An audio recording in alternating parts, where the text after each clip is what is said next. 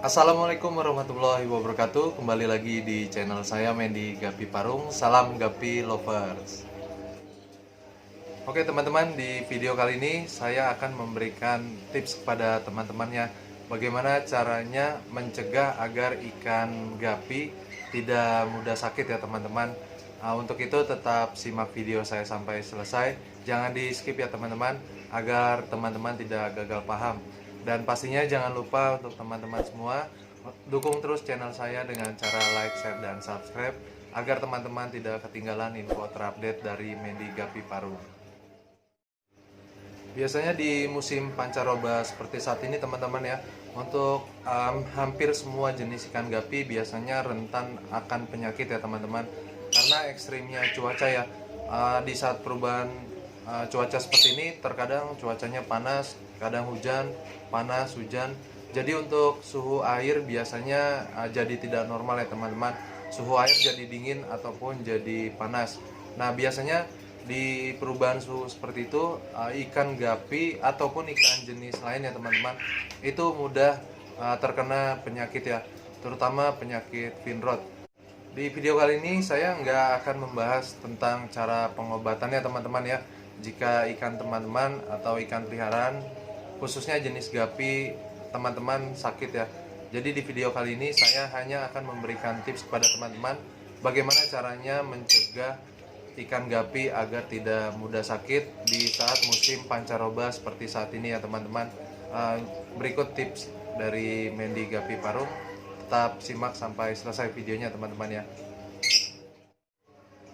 Untuk ikan gapi yang kita breeding teman-teman ya, biasanya kita breedingnya bisa di indoor, semi outdoor, atau di outdoor.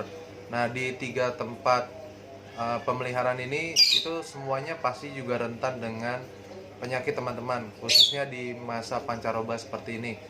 Biasanya lebih ekstrimnya di cuaca dingin teman-teman ya. Biasanya nanti ikan gapi itu awal dia kena penyakit, dia kumpul teman-teman di atas air ya, di sudut akuarium atau di sudut kolam. Nah itu menandakan bahwa ikan gapi yang teman-teman punya itu mulai sakit teman-teman ya. Biasanya diawali karena suhu airnya yang terlalu dingin. Nah di sini ada langkah-langkah yang saya lakukan untuk mengurangi suhu dingin pada air kolam atau air yang ada di akuarium. Nah, di sini kita bisa lihat teman-teman ya. Ini akuarium yang suhunya airnya ini cukup dingin nih teman-teman. Jadi untuk mengurangi suhu dingin di dalam akuarium saya menggunakan heater nih teman-teman. Suhunya saya setting di kisaran 28 derajat Celcius nih teman-teman. Karena mungkin teman-teman nanti bisa cek juga kira-kira di suhu berapa gapi itu bisa bertahan ya teman-teman dengan lingkungannya. Kemarin di sini memang sempat ikan gapinya ini mojok semua nih teman-teman di atas ya. Mungkin karena memang pas saya cek airnya itu sangat dingin teman-teman. Makanya kebetulan di sini saya ada heater ya.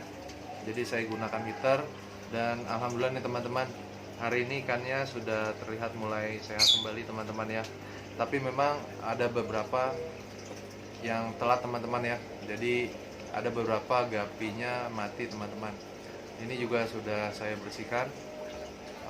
Usahakan teman-teman kalau bisa airnya diganti, tapi pastikan juga airnya yang kita ganti itu benar-benar air yang kualitasnya sudah baik ya teman-teman, dari pH dan ppm-nya. Nah tapi di akuarium ini saya tidak ganti nih airnya teman-teman. Jadi hanya saya sifon tadi, saya bersihkan gapi-gapi yang matinya. Dan alhamdulillah untuk sisa gapi yang saat ini alhamdulillah sudah mulai sehat kembali nih teman-teman. Sudah mulai aktif ya. Kemarin karena saya nggak pakai heater, ini adanya di sudut-sudut akuarium ya teman-teman. Nah ini terlihat ikannya sudah mulai sehat. Jadi teman-teman jika memelihara atau ingin ternak ikan gapi di akuarium, usahakan sebisa mungkin teman-teman kalau di indoor ya, kalau di indoor pastikan suhu airnya itu benar-benar stabil ya. tidak terlalu panas dan juga tidak terlalu dingin. Nah, kita lanjut lagi teman-teman ya. Di sini terlihat untuk ikan gapi yang saya ternakan secara semi outdoor ya. Jadi maksudnya semi outdoor di sini, jadi di kolam ini adanya di luar rumah teman-teman.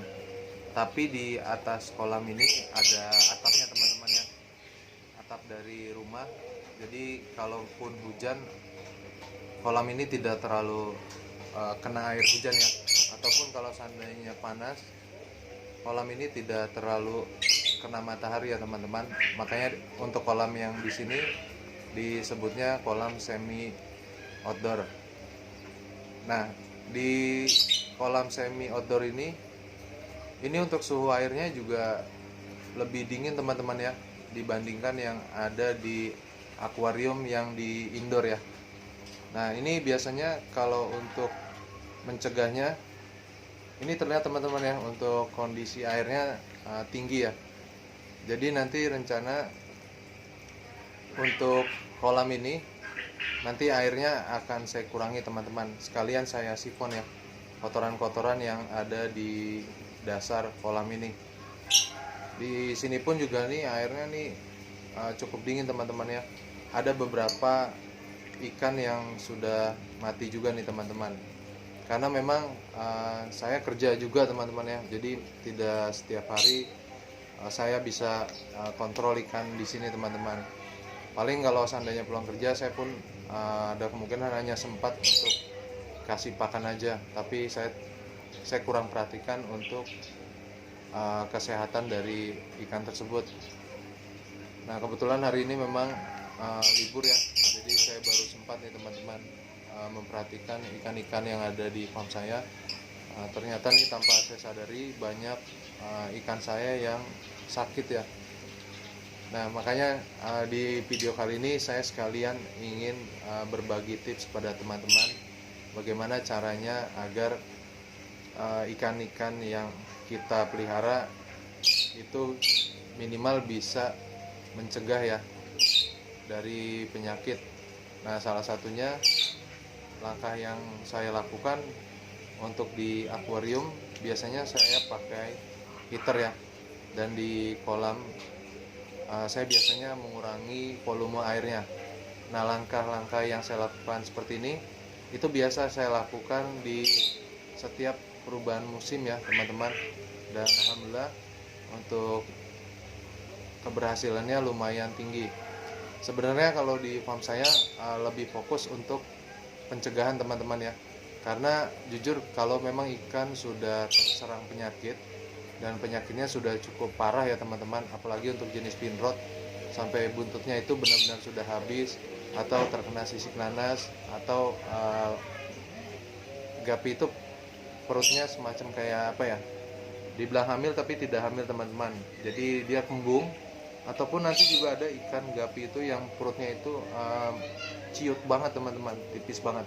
Nah, biasanya memang kalau udah kita ketemu penyakit-penyakit yang seperti itu, biasanya ikan susah untuk disembuhkan teman-teman ya. Jadi di sini memang saya lebih fokuskan untuk mencegah ikan terserang penyakit daripada mengobati ikan yang sudah terkena penyakit.